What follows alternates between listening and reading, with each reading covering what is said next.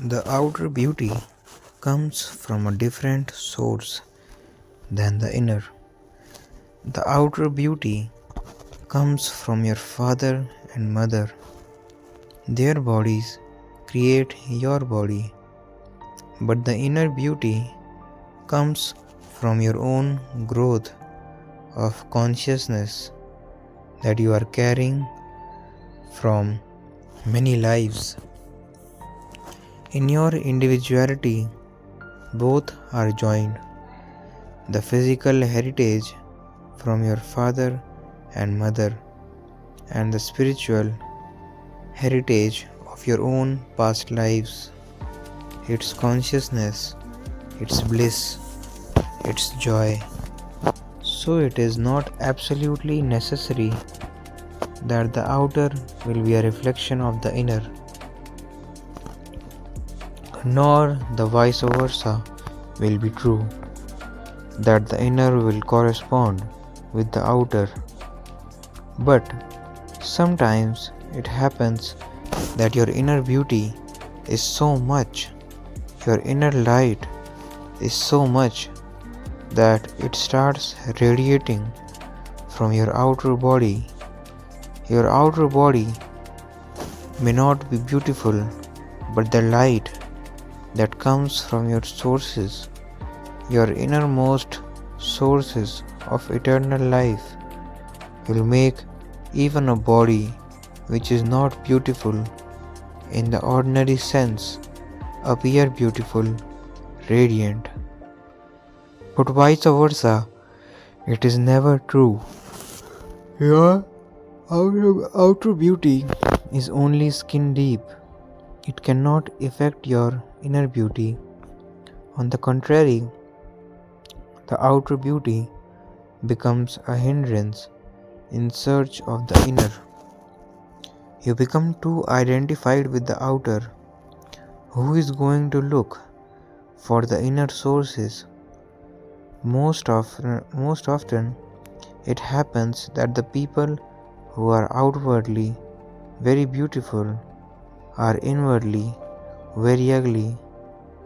Their outer beauty comes from a cover up to hide themselves behind, and it is experienced by millions of people every day. You fall in love with a woman or a man because you can see only the outer, and just within a few days you start discovering his inner state. It doesn't correspond to his outer beauty. On the contrary, it is very ugly. For example, Alexander the Great had a very beautiful body, but he killed millions of people just to fulfill his ego that he is the world conqueror.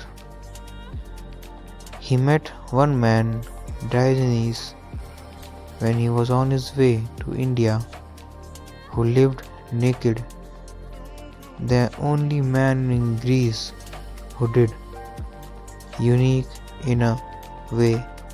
His beauty was tremendous, not just the outer, but the inner radiance was so much and so dazzling that even Alexander had to stop his armies when he was close by in a forest near a river. He stopped the armies and went to Diogenes alone because he did not want anybody to know that there exists a man who is far more beautiful than Alexander himself. It was early morning and Diogenes was taking a sunbath naked on the river bank. Alexandra could not believe that a beggar, he had nothing, no possessions. Even Buddha used to have a begging bowl, but that too Diogenes had thrown away. He was absolutely without any possessions, exactly as he was born, naked. Alexandra could not believe his eyes.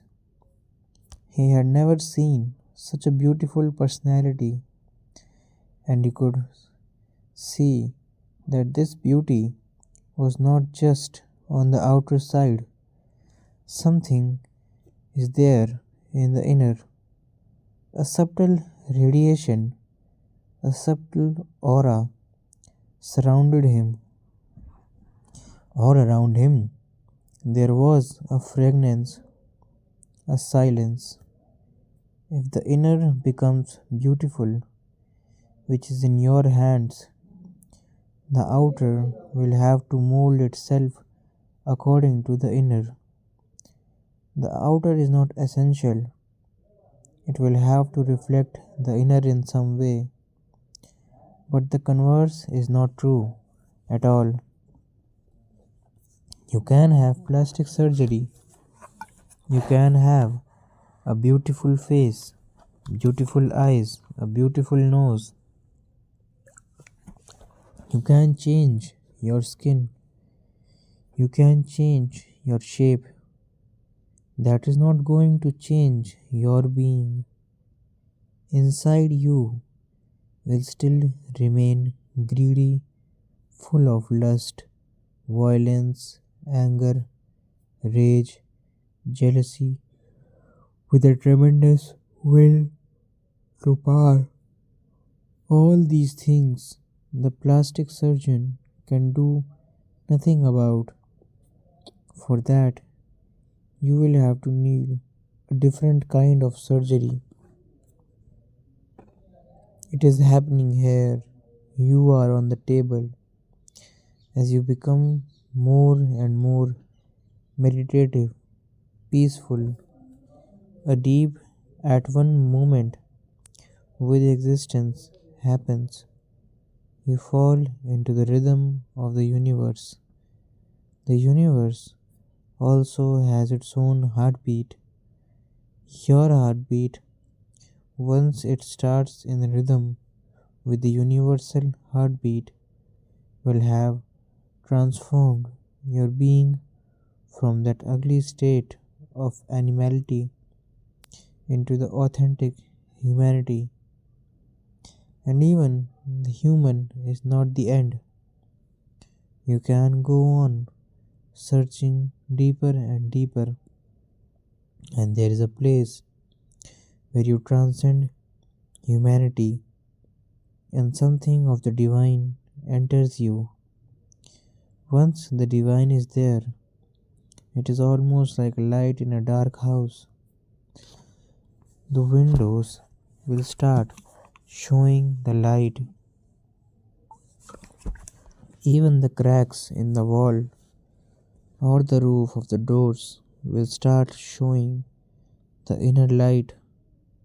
The inner is tremendously powerful. The outer is very weak. The inner is eternal. The outer is very temporary. How many years do you remain young? And as youth fades away, you start feeling that you are becoming ugly unless your inner being is also growing with your age. Then, even in your old age, you will have a beauty that the youth may feel jealous of. Remember, from the inner, the change to the outer happens. But I am not making it inevitable. Most often it happens, but sometimes the outer is in such a rotten state that even the inner radiations cannot change it.